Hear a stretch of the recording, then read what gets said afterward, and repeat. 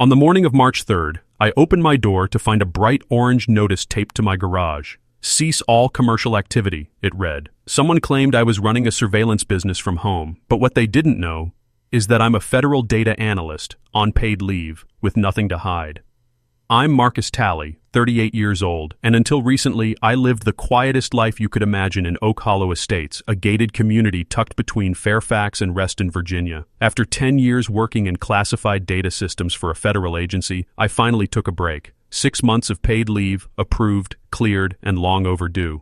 I wasn't building a startup, I wasn't selling anything, I wasn't even talking to anyone. Honestly, I was decompressing, spending time with my daughter, watching the sunrise, organizing boxes I hadn't opened since the Obama administration. My neighbors barely knew I was home, and maybe that's what bothered them.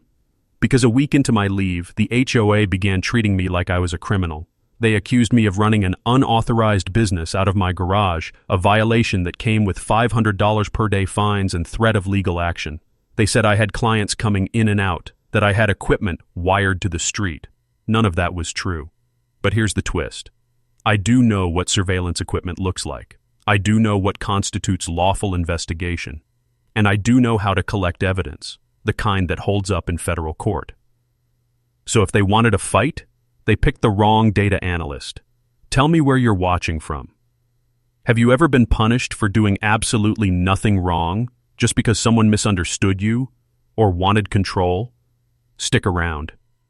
Because what started as a quiet leave of absence became a war over truth, power, and who's really watching who.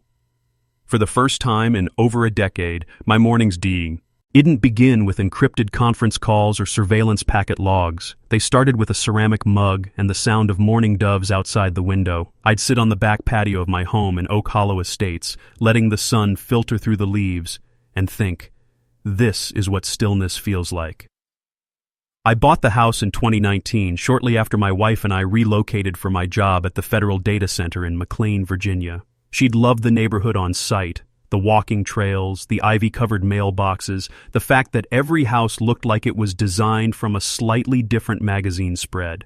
When she passed away in 2022, the house felt like a memory I was trying to live inside, and I wasn't ready to leave it. So when the agency finally approved my request for paid leave, a 6-month reprieve from algorithms, digital forensics, and threat detection, I didn't go anywhere. I stayed home. Not because I had nowhere to go, but because I had everything I needed right there. Especially Kayla, my 10-year-old daughter who'd spent the last 3 years watching her father turn into a ghost with a security badge. We fell into a rhythm. Breakfast was slow. Eggs, toast, sometimes pancakes with whipped cream on Saturdays. We grew a small herb garden in the side yard. Basil, rosemary, thyme. We named the tomato plants like pets.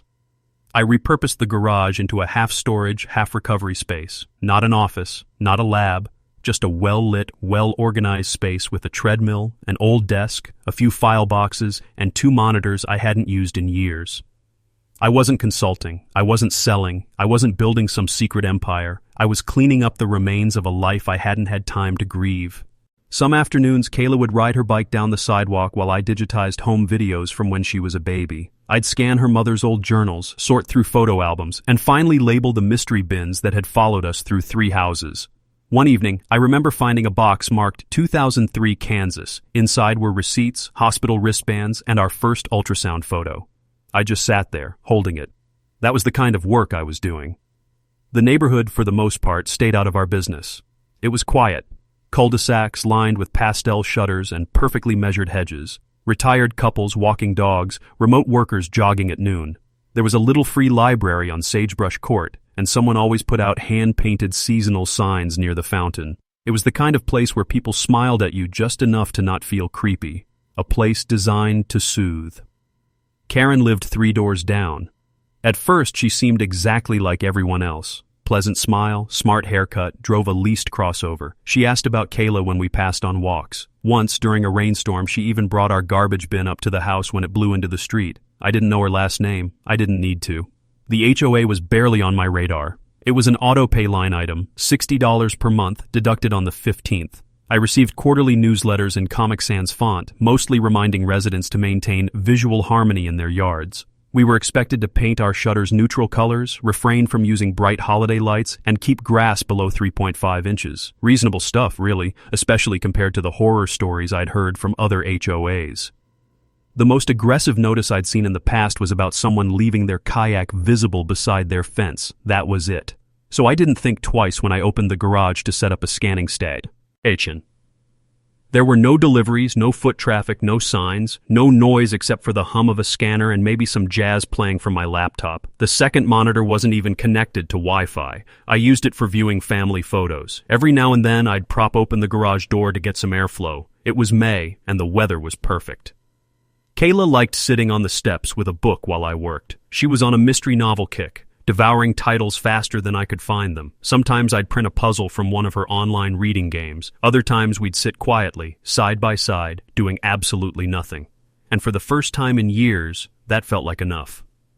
My neighbors mostly ignored us, in the best possible way. One waved while mowing his lawn. Another passed with a baby stroller. There were no suspicious looks, no complaints, nothing to suggest that anything was wrong. Except, every now and then, I'd feel eyes on me. At first, I chalked it up to old habit, hyper-awareness from years of data surveillance, but on 2 occasions I saw Karen pass by slowly. Once, she lingered by the mailbox with her phone out. Another time, I noticed her standing beside her car, just watching. Still, I didn't think much of it. Maybe she was admiring the wildflowers Kayla had planted. Maybe she was just being neighborly. Maybe I was reading too much into it. But I should have trusted the instinct, because a few days later, that bright orange notice would appear on my garage, and everything would change. The peace I had worked so hard to build, the quiet, the healing, the hours spent reassembling a shattered life, would be twisted into suspicion, bureaucracy, and control. They didn't ask questions, they made accusations. They didn't knock, they filed complaints. And the woman who once brought us banana bread? She was about to weaponize the HOA. They didn't knock, they fought. Led complaints. And the woman who once brought us banana bread? She was about to weaponize the HOA. The notice appeared overnight, fluorescent orange, taped at an angle to the garage door like a parking ticket with attitude. Violation, unauthorized commercial activity, it read. Cease and desist within 48 hours. It referenced some obscure clause, HOA bylaw 7.3c, which prohibited residents from operating businesses without written approval from the board. I blinked twice, then laughed. Me? A business? There was no sign, no customers, no deliveries. Just a man on paid leave, sipping tea, scanning family photos, and listening to Miles Davis. The listed evidence was even more bizarre. Unusual hours of operation, presence of computing equipment visible from street, possible electronic surveillance setup, increased foot traffic. Foot traffic? My daughter's best friend Maya came over twice to trade Pokemon cards. Surveillance setup?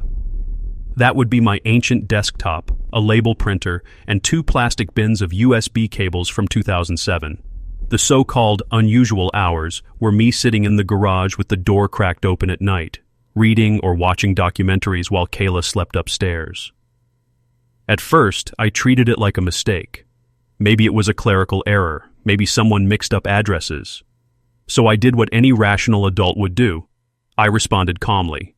I sent a short, courteous email to the HOA board. I explained that I was on approved federal leave, using my garage for personal projects only. I attached photos, time-stamped wide-angle shots of the interior. I even included a PDF of my agency's leave authorization, redacted of course, to show this wasn't a side hustle. I expected the matter would be dropped. It wasn't. 3 days later, I got a second notice. This one wasn't orange. It was official. Certified mail, HOA letterhead, signature required. The tone had changed. Now it demanded I cease all commercial operations immediately and submit to a a dual compliance inspection. The threat of $500 a day fines loomed large, and that's when I felt it in my chest. The switch. This wasn't confusion, this was a campaign, and Karen was no longer pretending. She began walking past our house 3-4 times a day, not briskly like before, slowly, staring, sometimes with her phone pointed in my direction, subtly angled like she was capturing photos or video. I watched her pause at the end of our driveway and type something into her notes app. It was obvious now. She wasn't observing. She was collecting. A few days later, Kayla came inside, visibly upset. Ms. Karen told me I shouldn't be around computers like that, she said. She said they were dangerous. My daughter, confused and hurt, asked if I was doing something wrong. That was the moment the personal turned venomous. Karen wasn't just targeting me now. She was planting seeds, quiet whispers to neighbors, overheard conversations. I learned from Mr. Patel next door that Karen had told several residents I was running government surveillance out of my garage, that I was watch-listing people, that she had seen wires connected to street poles. Street poles? It was a power cable for my garage fridge and a backup camera wire I never got around to removing from my car. Still, the damage was spreading. At the HOA meeting that month, which I didn't attend, Karen reportedly stood up and presented her concerns. I only know this because a neighbor who still had some sense of fairness forwarded me the minutes. In them, Karen was recorded stating, "We have a serious breach of community guidelines. This isn't just about bylaws. It's about safety. We have unknown individuals entering the home, equipment that could compromise our digital privacy, and I've personally witnessed behaviors that raise flags." She used the phrase "raise flags." That one stuck with me. Because that's what I used to say when briefing government agencies, when tracking suspicious activity. It was intentional, weaponized language designed to stir fear in the room. And it worked. The next day I received a formal summons from the HOA board to appear at a compliance review hearing in 2 weeks. The envelope was thick. Inside were printed versions of the bylaws, highlighted, a note from the HOA attorney, and a warning that further violations could result in property liens. It felt like a joke, but it wasn't. It was real, and it had Karen's fingerprints all over it. So I began to dig. I logged into the HOA portal for the first time in years and looked up the board members. The president, Curtis Holbrook, was a semi-retired realtor who ran a neighborhood preservation campaign last year. His address? 2 houses behind Karen's. His campaign flyer included phrases like restoring visual order and defending property values from unknowns. I started to see the picture. Karen wasn't just a nosy neighbor, she was an operator, and Holbrook, he was her enabler, or possibly her puppet. Together they were turning the HOA into a mini bureaucracy fueled by bias, rumor, and manufactured fear. And here I was, someone who had lived quietly, grieved privately, and followed every guideline, being painted as a subversive, a threat. I wasn't scared, I was insulted. They thought they understood surveillance, policy, due process.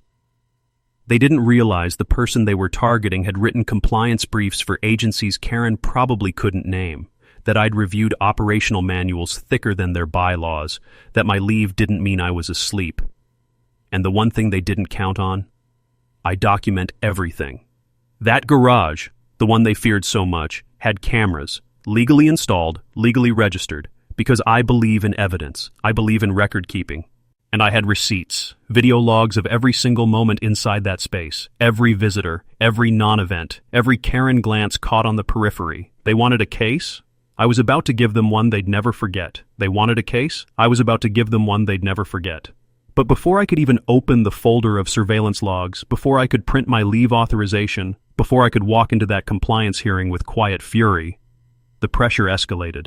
Quickly, sharply, strategically. 2 mornings after receiving the summons, I found a bright red tag clipped to my mailbox.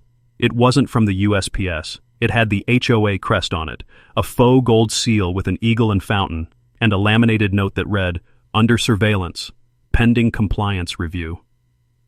Surveillance? There is no clause, no bylaw, no paragraph in the HOA rules about red tags or mailbox alerts. I checked. Twice. I pulled out the bylaws booklet from the folder they mailed me. It smelled like toner and fear. No mention of physical markers. This wasn't policy. It was theater. Designed to shame me. To make my house stand out. And it worked. Neighbors slowed their walks when passing. Some crossed the street. Kayla asked if we were in trouble with the neighborhood police. That night, I found an envelope slid under the door. No return address. Inside was a typed note. If you're doing nothing wrong, why hide in your garage? No name, no signature, just perfectly cut paper, folded once. The next day, another one appeared, this time in Kayla's bike basket. "We value peace in Oak Hollow. Don't ruin it for the rest of us. It wasn't just pressure now, it was psychological warfare. I reported the notes to the HOA board via email. No response. When I called, the line went straight to voicemail. I left a message. Nothing. I sent a follow-up and CC'd the HOA's legal contact listed in TAI. He hearing summons. Still nothing. 3 days later, I received a pre-lien warning notice in the mail. It claimed that daily fines had accrued since the original notice and now totaled $2,500, with more penalties pending. It warned that if the issue was not resolved after the compliance hearing, a lien could be placed on my property. I stared at the paper for a full minute, then reread it. They were threatening to take my house. For what? For sitting in a garage, for scanning family videos, for having a folding table with a printer on it.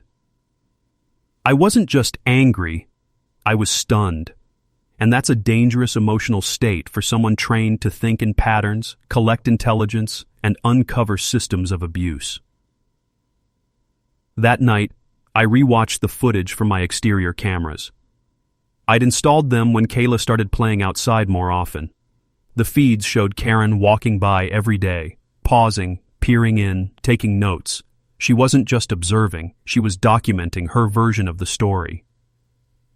That's when I remembered the other HOA board member, Darren Nestle, a former IT recruiter with a LinkedIn profile that hadn't been updated since 2020. He lived at the end of the cul-de-sac and never made eye contact. I sent a brief message to his personal email, simply asking if the red mailbox tag was official.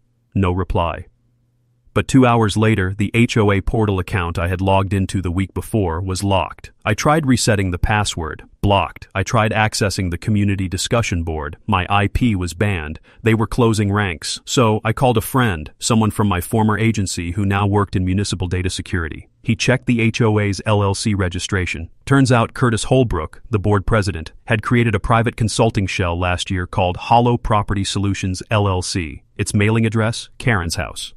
That wasn't just a coincidence. That was motive.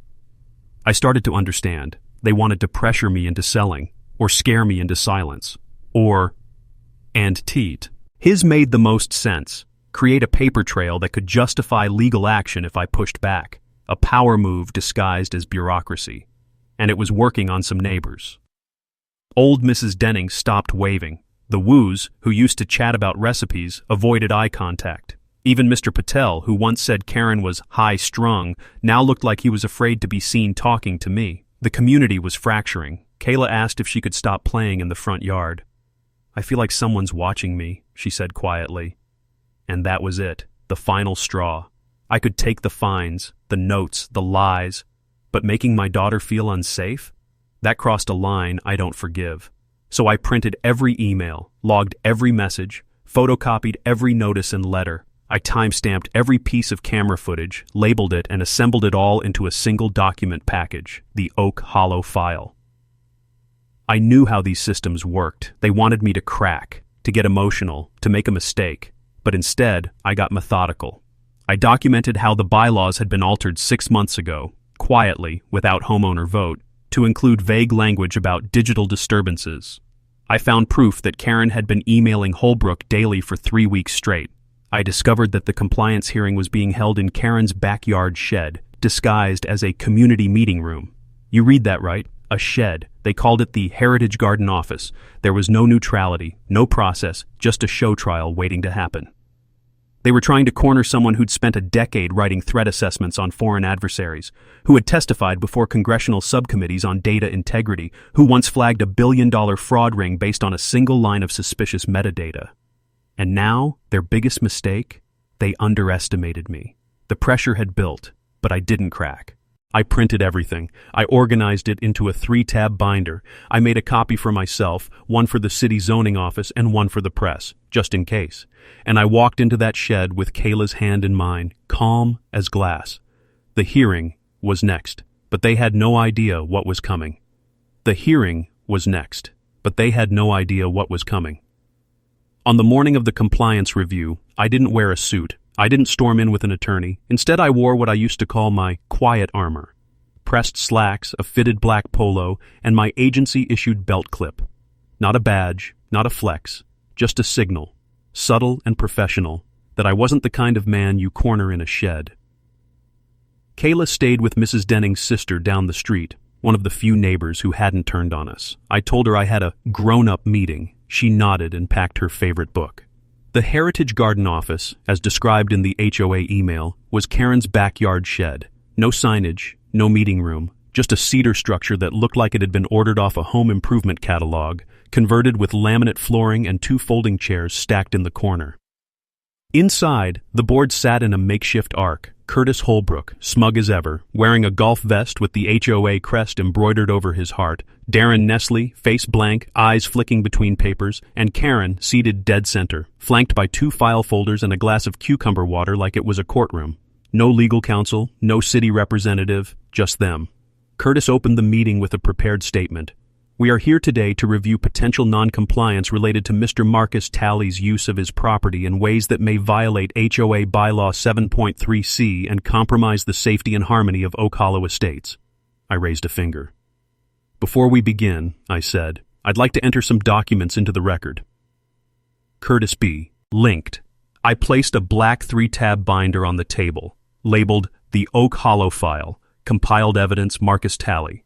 It contained all HOA correspondence, including the original violation and threat of lien, photos of my garage setup, time-stamped, scans of my federal leave authorization, a printout of Virginia's home-based business law with relevant sections highlighted, documentation of bylaws being amended without homeowner vote, a map of property lines, showing Karen's surveillance line of sight, still images from my home cameras, showing Karen filming me, metadata logs from the HOA website, showing my IP had been banned after a single inquiry, and finally a screenshot of Hollow Property Solutions LLC registered to Holbrook with Karen's address as its filing location.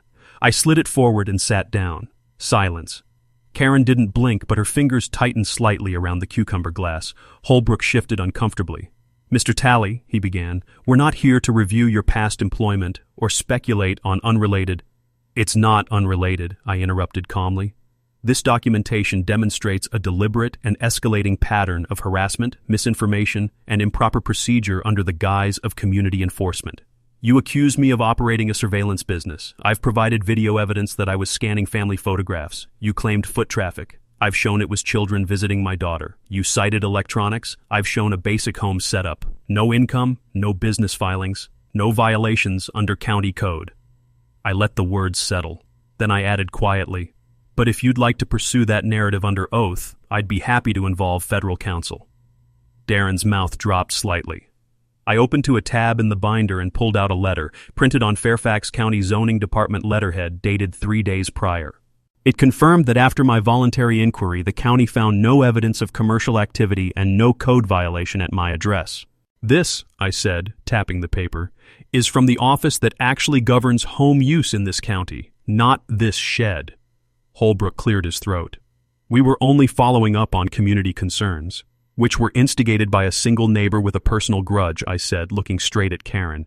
A neighbor who used her position to initiate fabricated complaints and whose home is listed on the business registration of your private LLC.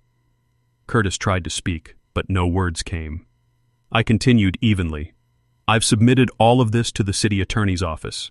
If any further fines are levied or liens filed, I'll file a formal complaint with the Virginia Department of Professional and Occupational Regulation, as well as the Commonwealth Attorney General's Office for misuse of HOA authority, and just so you're aware, I've already reached out to Councilmember Latham's office. They're watching this closely. Karen looked like she'd swallowed a lemon whole.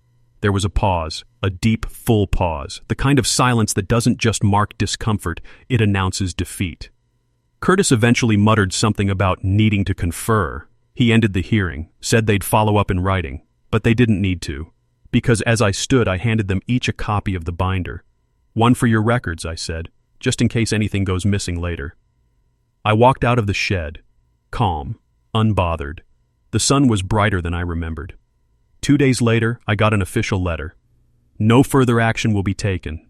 No apology, no admission, just quiet retreat. But the damage was done, to them. Because I didn't stop there. I sent a copy of the binder to every home on the block. I included a polite letter.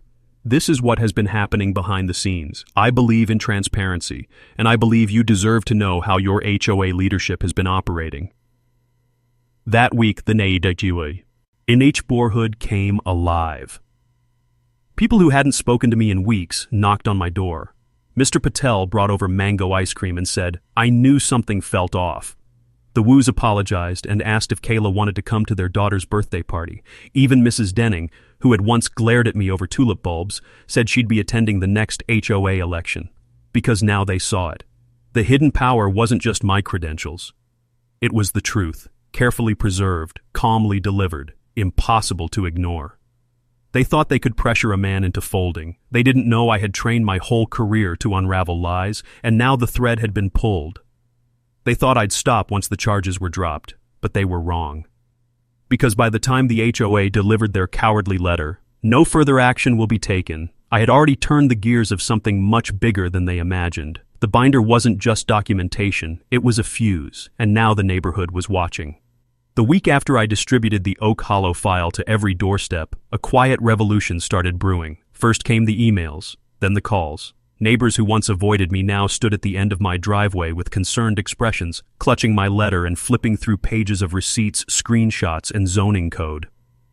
One couple down the block, Alex and Janelle from Lot 16, started a petition to call for an emergency community meeting.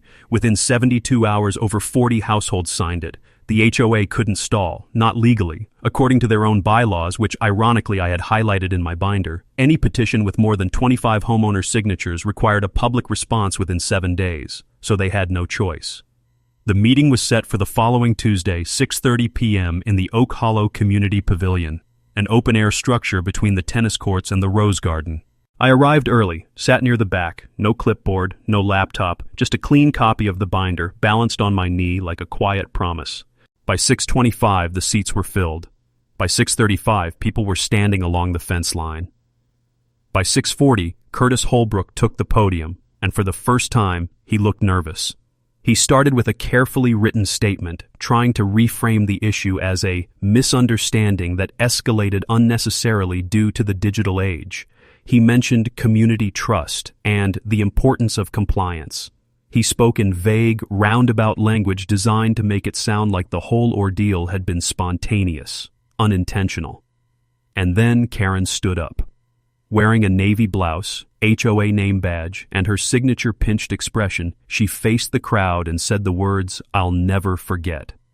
We were acting in good faith. Mr. Talley's actions gave rise to reasonable concern. If he'd just communicated with the board earlier, we wouldn't be here. A murmur spread through the crowd. I stood. I didn't shout. I didn't accuse. I simply turned to face the audience and held up the binder. "This is the communication," I said. "It includes timestamps, certified letters, ignored emails, and evidence disproving every claim made by this board, and it's been in your hands for a week. You've all seen what I sent." Several people nodded. Someone in the back called out, "We sure did." Karen's lips pressed together like a trap about to snap. "You accused me of operating a surveillance business," I said evenly. "In front of my child, in front of my neighbors. You publicly posted notices on my property. You initiated a lien process, all while bypassing your own bylaws, altering compliance procedures without a vote, and operating an LLC linked to this board president using Karen's address."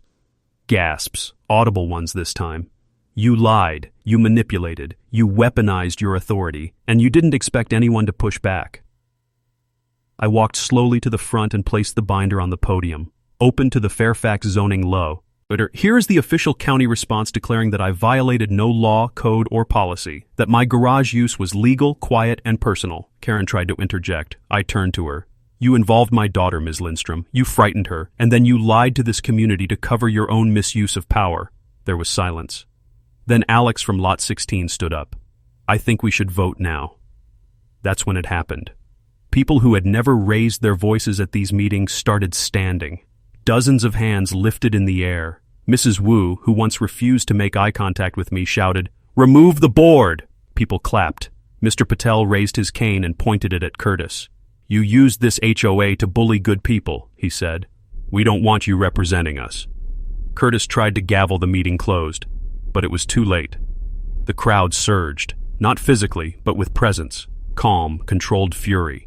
They had seen the receipts. They had seen the truth. And the truth dismantles even the best disguises. An emergency motion was introduced. Suspend Curtis, Karen, and Darren from the board pending review. Appoint interim members from uninvolved residents. Investigate HOA expenditures and procedural violations. The motion passed by a landslide. Curtis walked off the stage. Darren followed, silent as ever. Karen lingered.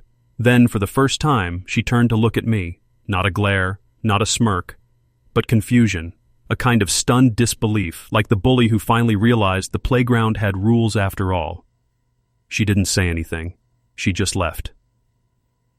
The meeting ended with new leadership appointed, a vote to freeze all pending HOA violations until further audit, and a public apology to me written into the minutes. People gathered afterward in clusters discussing bylaws, fairness, the culture of fear that had crept into Oak Hollow over the past year, but something had shifted. It wasn't just about me anymore, it was about all of them. Everyone who had felt targeted, silenced, or quietly policed by a board that had forgotten what it meant to serve. The public showdown wasn't explosive. It was precise, poised, final. Not with shouting, but with truth. Not with revenge, but with receipts. That night, as I walked home under the soft glow of the community path lights, I looked up and saw Kayla waving from the window, her smile unguarded, free again. The war was over, but the story wasn't finished. The war was over, but the story wasn't finished. In the days after the public meeting, Oak Hollow felt different. Not louder or quieter, just more awake. People who had once kept their heads down were suddenly standing straighter, talking more freely. The fear, the artificial tension that had crept in with every memo, every orange tag, every whispered warning, it evaporated like morning fog. Karen's name disappeared from the HOA website within 48 hours. Curtis and Darren both submitted official resignations the following week. No farewell statements, no attempts to salvage dignity, just terse, legalese-laden notices filed through the HOA attorney, citing personal reasons. But the community wasn't interested in forgetting. They wanted resolution. The newly formed interim board, led by Janelle from Lot 16 and Mr. Patel, who insisted on being called co-chairman only if necessary, immediately launched a formal audit of all HOA actions from the prior 12 months. They brought in a neutral third-party compliance firm from Arlington and opened the books. What they found wasn't shocking, but it was validating. The audit uncovered over $12,000 in discretionary HOA funds allocated to consulting services linked to Hollow Property Solutions, LLC, the private business tied to Curtis and Karen. Multiple instances of bylaw revisions pushed through without homeowner approval. At least 6 homeowners who had received citations or threats for violations that didn't legally exist. And most tellingly, email threads between. In Karen and Curtis discussing target visibility, optics, and isolating problematic lots. They had weaponized governance, and they'd gotten sloppy. The audit findings were compiled, presented at the next quarterly meeting, and archived publicly. Residents were offered formal apologies, fines were reversed, and a motion was passed to create a homeowner oversight committee comprised of 5 elected volunteers to ensure board transparency. And as for me, I was asked to join the new policy advisory group. I declined, politely. I didn't want to run the HOA. I didn't want to sit on a committee. I just wanted to go back to being a neighbor, a father, a man who could sit in his garage with a jazz playlist and a scanner and not have to prove he wasn't dangerous. But I did offer to consult, quietly, off the record, on how to write the first ever Oak Hollow Code of Rights for homeowners. It would protect people like me from exactly what I had endured. Kayla, for her part, blossomed. Her world expanded again. Birthday parties, sidewalk chalk murals, after-school lemonade stands. People stopped her to say hello. One afternoon she came home with a new bracelet made by the Wu twins and said, "I think people like us again." I told her, they always did. They just needed to see clearly.